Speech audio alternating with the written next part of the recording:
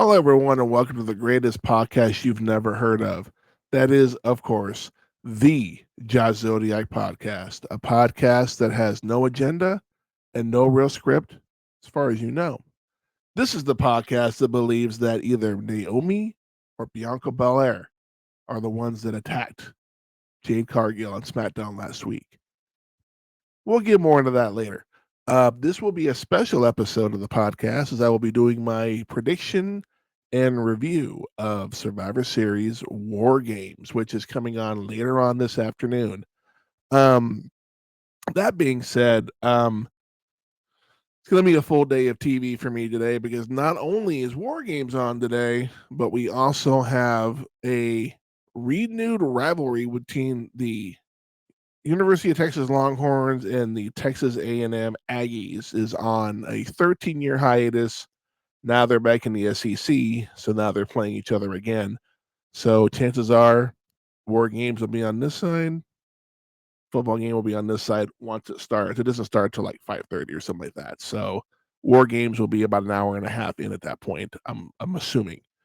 Uh, I'm not planning on watching the pre-show. Chances are I'll catch it right in the middle of the first match, whatever it may be. And then I'll just rewind and then avoid Facebook for about 30 minutes or so. So, a couple of notes. Like I said, with War Games on this episode, this is episode 24. So the next episode, if you do your math, those of you that are good at math, will be episode 25. I do want to try to do something special for that episode right before the holiday break. So I'm going to try to see if I can get Scuba and Ben to come on board to do a special episode, since they're the two that kind of not really pushed me, but definitely pointed me in the right direction on doing my own podcast. So, but I definitely want to get all of the social stuff out of the way. That way we can just have fun and do the preview and the predictions and then the preview. And if this is your first time here, welcome. Glad you're here. If you're a repeat offender and you're back for a second, third plus time, welcome back. Sorry I'm out of cookies and Hawaiian punch. I do apologize. I do want to give a shout out though to my brother, my younger brother, JP, who has been behind on all things WWE for the past couple of months now. And he just caught up to what's current, including what happened on SmackDown this past yesterday. So as of today, he'll be able to watch his first live PLE in quite some time. So with that being said, oops, wrong button. See, this is what happens when you put on the wrong fucking button. As I was saying, this is for you.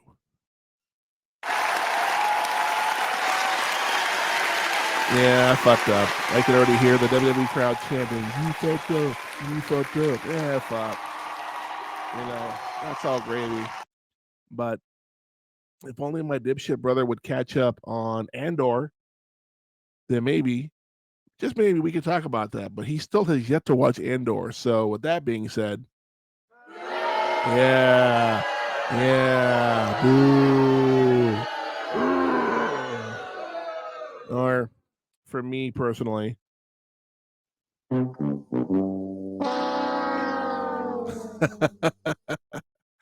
anyway, let me get all the formality stuff out of the way, then we'll have a little fun. But if you're new to the show, or if you just found me my total mistake, you can search, like, and subscribe to the podcast on Spotify, Amazon Music, iHeartRadio, and Apple Podcast. And that's just for the audio version. On both Spotify and Apple Podcasts, you can leave comments and reviews of said show. Please do so. I want the feedback, good or bad. I want to know what I'm doing and how I'm doing it. I don't give a shit. Let me know what I'm doing. I want to hear from you guys. And if you have a specific topic that you want to hear, or if you have questions, concerns, or just want to say, hey Zodiac, how you doing? Email the show. the joshzodiac podcast at gmail.com. I will read your shit on the air. I promise you that. But again, the Spotify and all those are for the audio. If you want the video version of this podcast, just take your ass over to YouTube, search the same thing. You'll find every episode. I would say definitely if you have somebody who's looking for a new podcast, recommend it and just recommend an episode that you liked. Me personally, my favorite episode so far has been the Transformers live stream that I did with Scuba and Ben. That was so much fun to do. And I still, even though I'm on it and I hate the sound of, I fucking hate the sound of my voice. I listen to it quite often because I love that fucking episode. It's so much fun to sit around with a bunch of people that are around the same age as you. Around, Scuba's a little bit younger than me and Ben, but still having that love for that particular movie. We have talked about doing possibly like Legend of Billie Jean. Maybe that'll be the 25th one. I don't know. We'll have to talk about that. You can also subscribe, or search, like, and follow the podcast on TikTok. Just search the Josh Zodiac Podcast, and as well on X, formerly known as Twitter. But that one is at Josh Zodiac Pod. Those fucking character limitations are a pain in my ass. And you can also find the official Facebook page on Facebook, obviously. Just search up the Josh Zodiac Podcast. I do post funny memes and possible news stories on there. And I also post stuff for the All Content Entertainment page that I do commentary for because I'm the voice of all content entertainment. And also with the Facebook page, the last I looked, I was at 49 likes. I want more. Give me more than that. You know, like Ryback used to say, feed me more. So do I want 50? Of course I do. But I want 100 more. So give me up to 100 people, definitely. And on the TikTok page, if I get up to 1,000 followers, I will start live streaming the podcast live. I might even do it on Facebook too, but I want to be able to do both. So that being said, just get your friends to like and subscribe. Fuck it. It's free. Doesn't cost you nothing. I'm not asking you. Now, if you want to help me out monetarily, which I will never say no to, you can definitely do that on Cash App and or Venmo. On Cash App, I'm at $ Josh Zodiac, and on Venmo at Josh Zodiac. It's that simple. You know, you shoot me a couple bucks. I don't drink coffee, so you be buying me a Dr. Pepper. No Big Red up here, so I can't get Big Red. And any friends that are listening, if you send me a Texas Care package, a 12 packet of Big Red, fucking A. And it can be Big Red Zero. I don't care. I just want Big Red. But yeah, just if you want to shoot a couple bucks my way, I will definitely give you a shout out on the air, and that's Scout's honor. I think it's 3 fingers. I was never a Boy Scout. But either way, I'm going to take a break here for a second, and I'll be back with my predictions for War Games. Oh my. And welcome back, ladies and gentlemen. And this will be the prediction portion of the show. I will be posting my predictions on TikTok like I always do. Seem to get a lot of follows and likes on that one. I don't know what I'm doing right, but when I post the podcast, doesn't happen. So maybe I'm doing something wrong. Maybe I'm using the wrong hashtags. I don't know. I pulled these off of the CBS Sports page. I don't think these are in the order of the show. I'm hoping, actually, I'll take notes during the show. That way I know which is first and which was all that stuff. It does have the men's War Games match last, so I'm going to assume that is going to be the main event. But with that being said, the first match will be the Intercontinental title match between Braun Breaker versus Sheamus versus Ludwig Kaiser. Now, I do know that Sheamus and Ludwig have had a feud going on for quite some time. I know Butch was involved there for a minute. Now he's not, at least not that I've seen. I don't see Braun being very weak in this match. I don't know. I see Sheamus and Ludwig just beating the shit out of each other while Braun just waits for the time to strike. I think this will be a good match. I'm not gonna say maybe it'll be the match of the night. It's definitely a match or a title, I should say, that has eluded Sheamus his entire career. It's the one title he's never held. Ludwig has never held any title. So if he wins, he's the first title he's ever won. Um, but like I said, I don't see Braun after the fiasco with Jey Uso. I don't see him losing the title anytime soon. I think they're trying to breed him and build him up as a strong champion. So I don't see Braun losing the championship yet. If he does, I think it'll be a bigger thing, like maybe Elimination Chamber, maybe WrestleMania. I don't know. But if I had to pick anybody, I definitely am going to pick Braun Breaker to win this match. Just because, like I said, he just got it back, and I know they were using the feud between him and Jay as a stepping stone for the Bloodline story. So I don't see either one of these men getting it yet. I'd like to see Sheamus get it down the road. That way he can finally win the one title he's never fucking won. Um, but definitely want to see Braun kind of he's kind of tiptoeing the line between heel and babyface. Like people love him, but he comes off very arrogant. He's almost like an anti-hero, almost like a Stone Cold. So but yeah, I definitely see Braun coming out on top of this match. The next match we have is going to be between L.A. Knight. Yeah, I love that soundbite. Versus Shinsuke Nakamura. Now L.A. Knight right now is at the level of over with the crowd. I compare it to Daniel Bryan back at WrestleMania 30 when they had the Yes movement and he got a shot at the title. Like they did a complete audible. Like I think they were going to give it to Batista or Randy. I forget who the fuck was going to be the champion that year. And then when they saw the popularity of Daniel Bryan, they're like, "Well, fuck, let's just make him champion." And they did. Smartest thing they ever did. Elliot Knight was in the same boat. Only this time they didn't have to call an audible. Like, well, fuck it, we'll give it to him. And Logan Paul, I think he defended like 4 times, the times that he had it. So Elliot Knight's been more of a defending fighting champion. I know Shinsuke was on the shelf for a couple months, maybe 6 months or so. He's been gone for a minute. So for him to springboard to the front of the line, I know Andrade story-wise was not happy, and Shinsuke definitely got a little momentum on SmackDown when he beat Andrade. And then LA Knight came out to do his shtick, and he got a little green mist for his trouble. Um, um, I, I just don't see any reason why LA Knight would lose this match. I mean, he would have to be off his game or something. I don't know. I just don't see LA Knight losing I don't see him losing it till at least next year. Maybe the Rumble, maybe WrestleMania. And then it's on to bigger and better things. But that being said, I think it's going to be LA Knight going on to win to retain his title.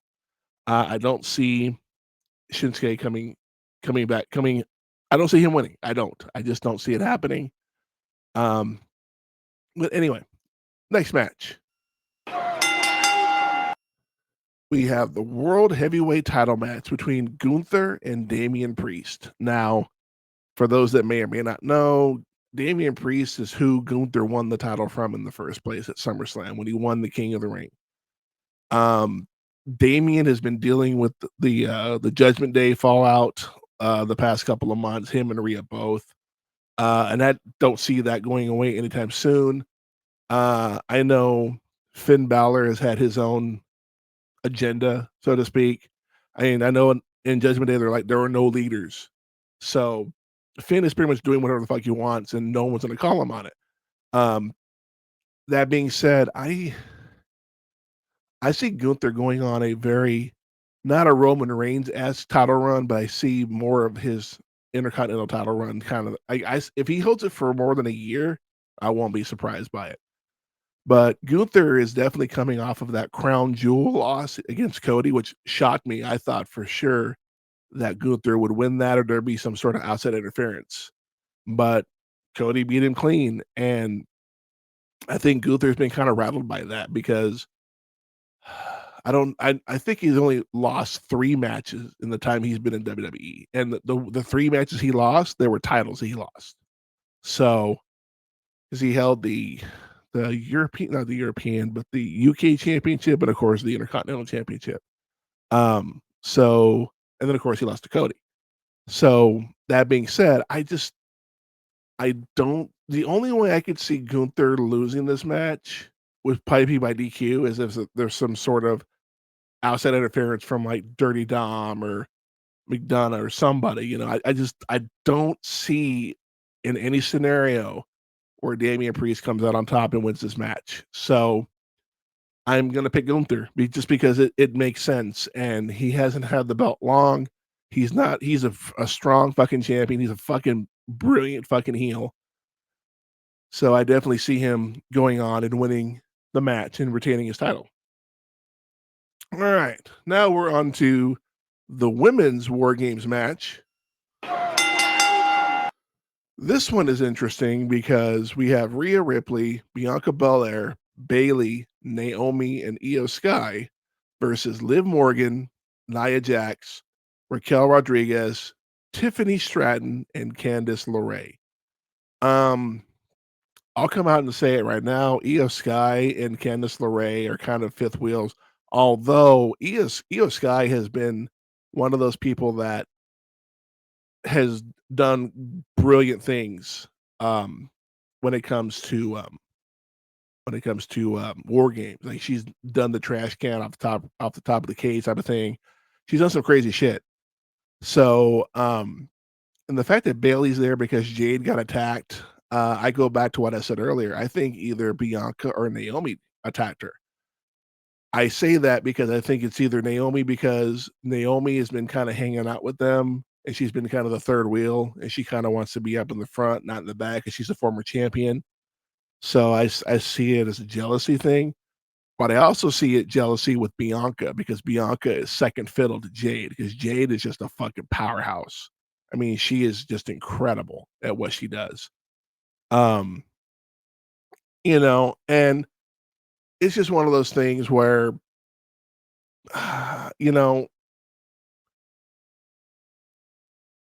I don't even know what I want to say about this match. It, I haven't been watching, so I really don't know how thrown together it was, but I do know that Rhea has been wanting to get her hands on Liv Morgan for quite some time, and this is definitely her chance to do it. Um, I definitely see we've seen it in the past couple of PLEs, excuse me, that Tiffany Stratton is teased cashing in. I see no difference in this one. As a matter of fact, I have a feeling she might. I've been putting for the past couple PLEs that she cashes in, but on my notepad I put Tiffany cashes in question mark just because she teases it so fucking much. I'm like, well, I don't know if I want to put that as a bold prediction or not. So, but at the end of the day, I think Rhea is going to finally get her hands on Tiffany on Liv, and we're going to make her pay for it. And Rhea's team is going to win, pure and simple. I just think it's a revenge thing, but I don't think Rhea's done with Liv. I think if they do, even if they win or they lose, Rhea's not done with Liv. She wants ultimate revenge because she's taken her out twice, the shoulder and then now the nose or the optical, whatever. So I definitely see this being a big time, like a revenge is a dish best served cold type of thing going forward. But again, like I said, I pick Rhea's team to win this one. And then finally, we have the men's War Games match, the OTC Bloodline versus the New Bloodline. This is a story that has been told for 4.5 years, and I'm just now getting invested because they invited CM Punk along to play. I'm gonna be honest, I am not a Roman Reigns fan. I have never liked Roman Reigns. I always felt like he was the weak link in the Shield. Not a fan. Not a fan of anybody in the Shield, to be honest with you. I could do without them. I I think they're all overrated. That's just me. Maybe not Dean Ambrose or Moxley, whatever his name is in AEW, but definitely Roman and Seth are overrated. Um, that's just my opinion. You can agree or disagree, but I just not a fan. Um, I think Solo Sikoa is the better tribal chief. To be honest with you, he's got a more loyal bunch of people behind him. He hasn't had any kind of issues where they may stray like the Usos did, and even Sammy at one point did. He's got a more loyal team, so therefore his bloodline is a lot stronger than Roman's. So, um, not only that, but Solo has, at least I would like to think he has, an ace up his sleeve, and that's The Rock, the final boss, who we haven't seen yet, who I have a feeling will be at this show. And um, I also have a feeling that we're going to see some betrayal in this match. I think this is a hot take, but I think Sammy is going to betray the bloodline and he's going to turn heel. And that's going to make the new bloodline win this match. That is my bold prediction. Um, I just I don't see Sammy being that loyal, and if he doesn't do it now, he's gonna do it down the road. Period. Because I don't think he's as loyal as he says he is. I don't see CM Punk doing anything because he's doing this because he wants a favor from Paul Heyman, and he's gonna do whatever he can to make it work, even though he may not agree with it. And I know CM Punk and Roman not on the best of terms. So that being said, I do pick the new bloodline to win this particular match, and I'm assuming this will be the main event, so this will close out the show. Um, I hope they can have a better ending than last year because last year, nothing really special. Just CM Punk came back, nothing important. So I like to see The Rock come back at the end, but I really don't. I'd like to see it. I have it in here. I'm 50-50 on that. Um, but to recap my picks, I've got Braun Breaker retaining his championship. I did not want to do that. I hit the button by mistake. My fault. Again, I have Braun Breaker retaining his championship. I have LA Knight retaining his championship. The same with Gunther keeping his title. No titles will change hands. Those are my predictions. And then the War Games, the Rhea Ripley team will win, and then the new bloodline. It's going to be an interesting day because, like I said earlier, I'm going to be watching not only War Games, but the UT A&M game, and I'm going to be focused on. It's a good thing I'm not doing reactions because I would be reacting to the wrong thing in the middle of a WWE match, and then there's a touchdown by UT or some shit like that. So, but yeah, the show starts here in about 30 minutes or so. So that gives me enough time to destroy this pizza that I bought. And I bought some Pepsi Zero Sugars. Hold on. Product placement. They don't sponsor me. Wish they did. Be kind of cool to get a sponsorship from Pepsi. Um, Big Red be better or Dr. Pepper. But all right, ladies and gentlemen, I am going to go watch this show, and I will see you on the flip side.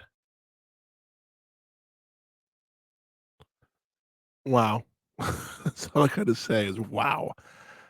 I'm a little on the overload right now because there's a lot going on, and I waited till the end of the football game to record this. But wow, what a fucking night! I know this will come out tomorrow, but for those that don't know, UT they look good and they look bad at the same time. Um, they won the game, and they definitely made it interesting. But that's not why we're here. We're here to talk about the how my predictions were and my review of the show overall. We will start with the women's War Games match. And I had picked Rhea's team to win this, and they did. Um, this match was a little slow at first.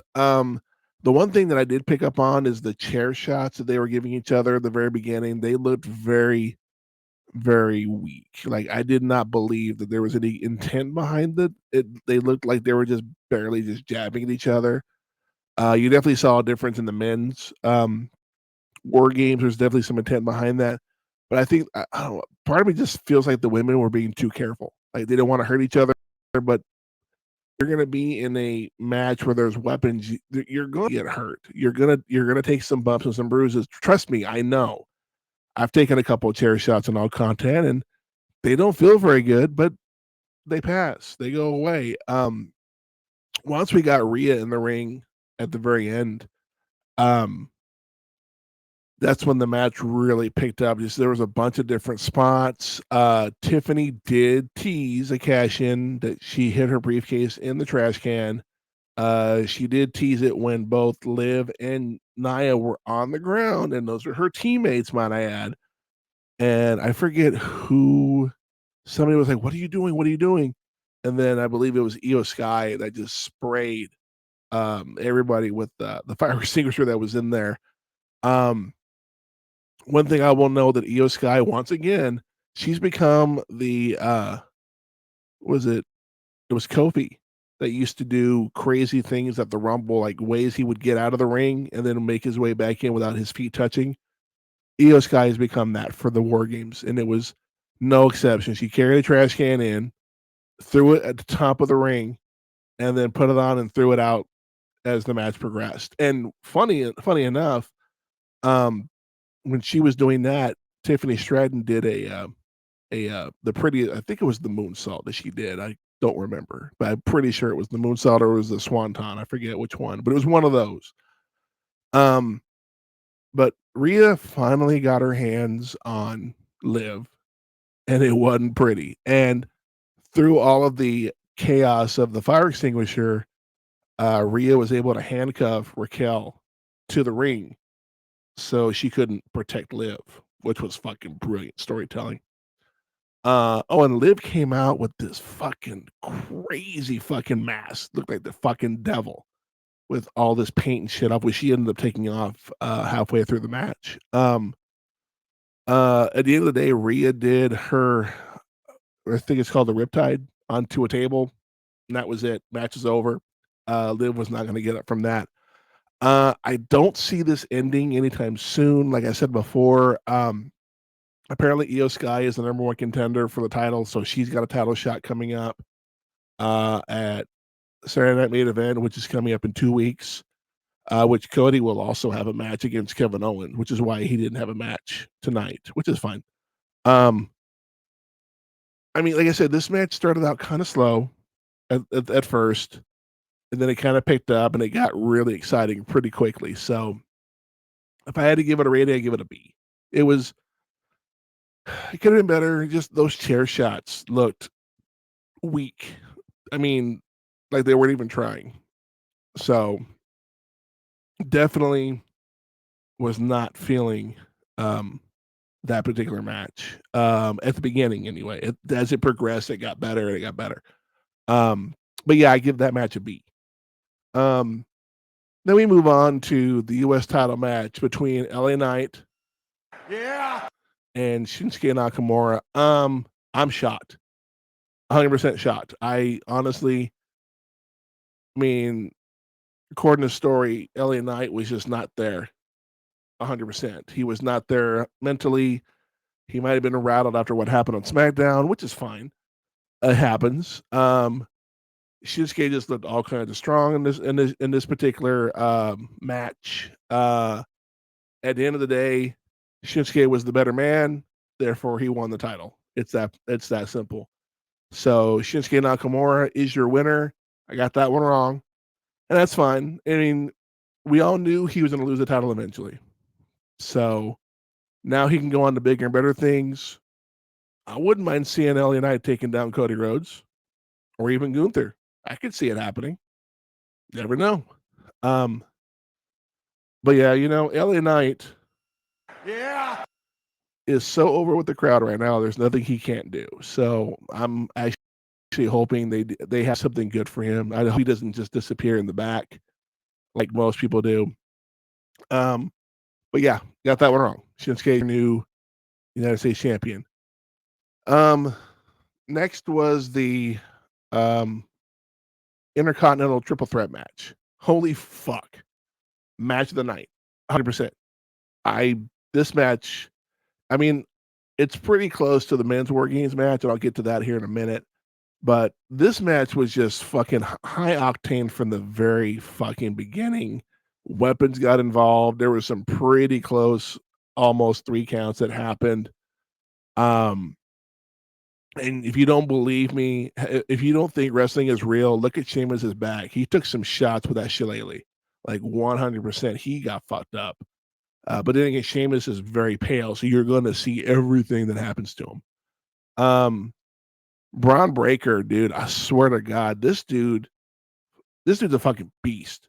I mean, I know back in the day, both Scott and both the Steiner brothers were fucking insane, but this dude is at a whole nother level.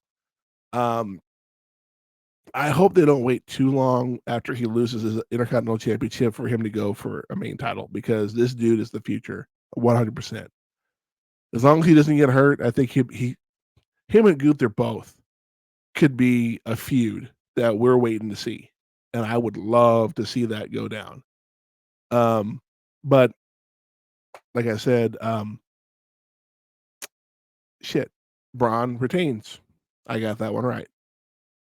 And it made sense because, like I said, Braun hasn't had it for very long, and they're booking him as such a strong champion. Then why would they take it away so quickly? Makes zero sense to take it away that early.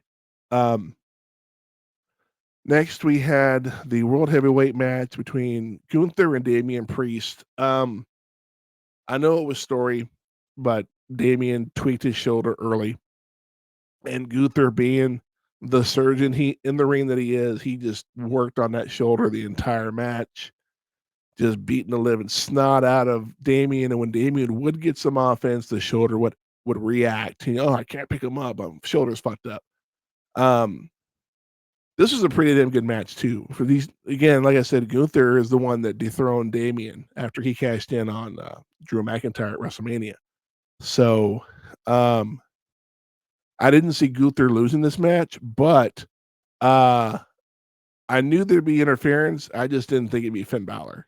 I thought it'd be Dominic or JD McDonough, but Finn Balor um, gave Damian the coup de grace when the ref is working on Gunther. Of course, the ref fucking saw it. Like, hey, what are you doing out here? And then Gunther just laid out Finn Balor. Like, if I'm going to win. And that's what makes Gunther such a different heel champion is that most heel champions want to cheat to win. Gunther ain't like that. He's like, fuck, if I'm going to win or lose, it's on my fucking terms, on my own. I don't need you to help me. And I think that's fucking respectable. You may not like the shit he does, but it's still respectable that he doesn't want to win or lose by cheating. Gotta give him that. So, like I said, Gunther wins. Got that one right. So far, I've only missed one match. And then we go. Oh, I forgot to rate these matches too. I just rated the first one. Fuck. All right. The U.S. title match, I gave that one a B. Like I said, I didn't like the outcome. The IC match, definitely an A. 100% an A. The World Heavyweight, I give it a B plus. I don't give it the A only because of Finn Balor interfering. I mean, I think Gunther could have won without that, but I get what they're doing. They're continuing the feud between Finn and Damian. That might even set up something at WrestleMania. They're just planting the seeds now. And finally, we have the men's War Game match. This one was also a tad slow at first. And then it picked up when Jacob Fatu got in the ring and just fucking destroyed everybody. Definitely some tension between Roman and CM Punk. Punk was supposed to go in. Roman blocked him and let Sammy go in. And then when it was time, it was between Roman and CM Punk to go in there. Roman Reigns was about to go out there, and CM Punk just beeline right in front of him and said, fuck you, I'm going to do this. And I'm just sitting there going, dude, if they're planting the seeds for a match between these two, they're doing a great fucking job, because I don't know if there's any love lost between these two. Because you got to remember back when CM Punk was a champion, God, 10, 11 years ago, he's the one that brought the Shield in, storyline wise.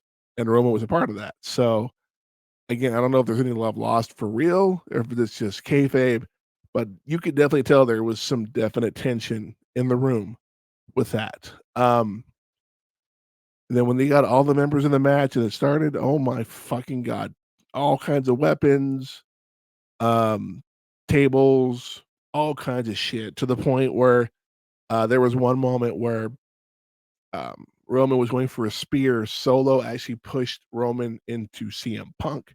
And I'm like, oh no, this ain't going to help. This ain't going to help this situation at all.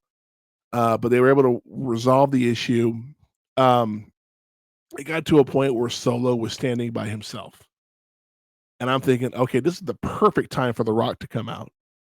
And it never happened. The Rock never showed up, which I'm disappointed, but I'm not. I'm like, okay, they're saving him for something bigger, maybe the Rumble, maybe Saturday Night Main Event. I don't know. We don't know. But pretty much everybody on the OTC Bloodline team gave Solo their finishers, and then Roman went for the pin and pinned him. Pinned him clean. 1, 2, 3, done. And they celebrated. There was a moment where Punk was on the ground. Roman reached out his hand to help him up. And then there was a handshake between the two, which I'm like, okay, that's cool, but how long is that going to last? Of course, earlier in the match, Paul Heyman came out and was like, "My tribal chief, best in the world. You two need to work together, because if you lose War Games, we lose the bloodline." Like he was preaching, speaking truths. So they were able to work it out. And then when they went out, Paul Heyman embraced CM Punk, and Punk was just like, "Don't forget, you owe me a favor," which makes me wonder what the fuck is the favor. And then all Roman did is just kind of touch him on the side of his head, and that was it. Nothing crazy happened at the end, not like last year where Punk made his return. I definitely give this match an A. I would have given a higher rating had there been something crazy. I mean, like I said, I really thought the new Bloodline was going to go over, but had they had thinking about it now, if they had gone over, the OTC Bloodline is done. Zero. They are done. There's nothing they can do to come back from this. This just prolongs the story, which I'm okay with.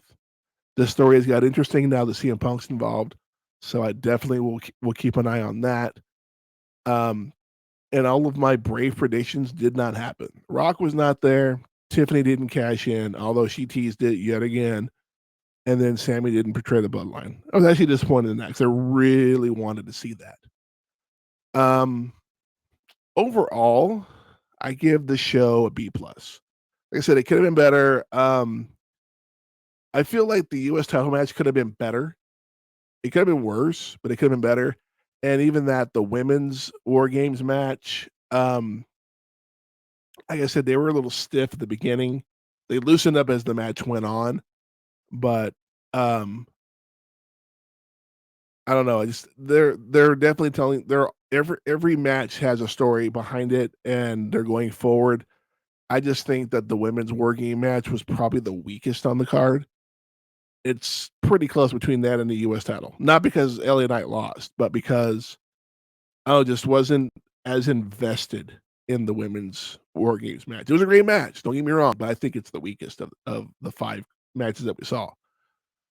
So yeah, I definitely give it a B plus. The next show, excuse me, is going to be the Saturday Night Main Event. The only 2 matches I've seen so far for that show is the Cody versus Kevin Owens match, and then the Io Sky versus Liv Morgan matches, which I'm pretty sure they're taking it back to the 80s when they first started doing the Saturday Night Main Event on NBC way back in the day. So I hope it's very nostalgic, very old school. Like, I wouldn't mind if they went back to the old logo for a night type of thing. Like they did that on, I think they did that on Raw a couple years back where it was all old school. So I wouldn't mind seeing that. So, um, but yeah, overall, it was a good show. It wasn't. I mean, it wasn't SummerSlam, but it's better than Crown Jewel. I can say that with a fair amount of humility. That Crown Jewel was okay, but this show was way better uh, by a long shot. And I've said it before, and I'll say it again. I'm not the biggest fan of the Crown, the ones they do in Saudi Arabia. I'm not the biggest fans. They're just throwing money at them and they're doing it, and they're just saying, "Oh, well, this person has to win or this person has to win." I don't think people who are endorsing or throwing money at a company should have a say so on what happens in the company, especially when it's entertainment like this. It should be up to creative to go, "Oh, it makes sense to have this person win." Again, I could be off base. I could be wrong, completely wrong, and I'll admit if I'm wrong, but for the time being, I'm just not a fan of those shows. They're just, and not only that, but they start so fucking early. Jesus Christ. Um, but yeah, today was definitely a fucking day. But luckily, UT pulled off the win. Georgia next week for the SEC championship, and then we'll see what about the playoffs. So, yay. Um, oh wow. And I've been sitting in this chair for I think I haven't got up in like 5.5 hours. So I'm gonna get up. Hopefully my ass will come back because I've been sitting on a flat surface for so long. Um, but I don't definitely want to thank you for joining me on this special episode of the podcast. And again, this is 24. So I need to get with Scuba and Ben to see about 25 because that's a big deal. And I've been doing this since February of this year. We may even talk about that. I don't know. Um, but I do want to thank you for joining me. And again, if you're new, thank you. If you've been here before, thank you anyway. I want definitely want to get as many people listening as possible. And like I said, I'm at 49 followers on Facebook. Let's try to get some more. Not just that, but also on the podcast pages, Spotify, iHeart, Amazon, and Apple, and even YouTube. Um, definitely want to get as many followers and listeners as I possibly can. So I'll do my part. You do your part. Yeah. Oh fuck! I wish I had that clip. I'm doing my part. I'm doing my part. I'm doing my part. I ain't do fucking shit. So this will conclude this episode of the Josh Zodiac podcast. And again, I want to thank you for joining me. As always, you can find the podcast on Spotify, Amazon Music, iHeartRadio, and Amazon Podcast for the audio, and on YouTube for the video. Just search the Josh Zodiac podcast. I am the Josh Zodiac. This is the Josh Zodiac podcast. I hope you'll join me next time. Until then, make it so.